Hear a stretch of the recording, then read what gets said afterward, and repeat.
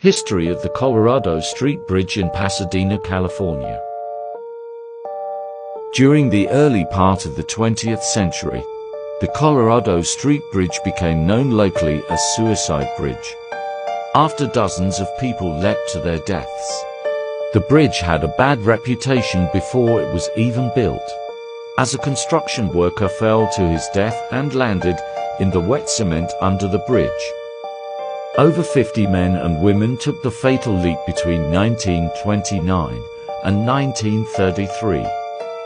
Locals and visitors report seeing the apparition of a woman in a white gossamer gown leaping from a parapet but vanishing mid-air. People walking on and even below the bridge hear the unmistakable sound of a baby's cry. Among the trees and rocks below the bridge, people report the gruff voice of a man insisting it's her fault. On May 1, 1937, Myrtle Ward dressed her 3-year-old daughter and drove her to the bridge.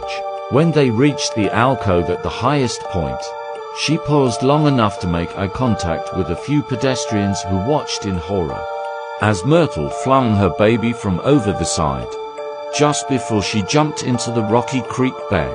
On August 25, 1934, Charles Winkleman took a car ride with his recently estranged wife, Ella. During the drive, he turned onto the Colorado Street Bridge and stopped about halfway across. He exited the vehicle abruptly and attempted to drag his wife out with him. Ella fought, and she fought hard as Charles struggled to pull her to the ledge. "You're coming with me," he yelled. Thankfully, Ella was able to break free. When she did, Charles went over the bridge into eternity. Police found this note in his pocket. "Dear wife Ella, sorry I had to do this, but I couldn't stand any longer to see you go out with men and my children home alone. So you can have all the dance halls and boyfriends, as you call them.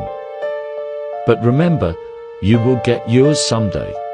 So please, show a little respect, if you have any for yourself. God bless my children and make them happy." It is true, 150 lives ended below this bridge, more than 50 during the Great Depression, and 30 since 2010.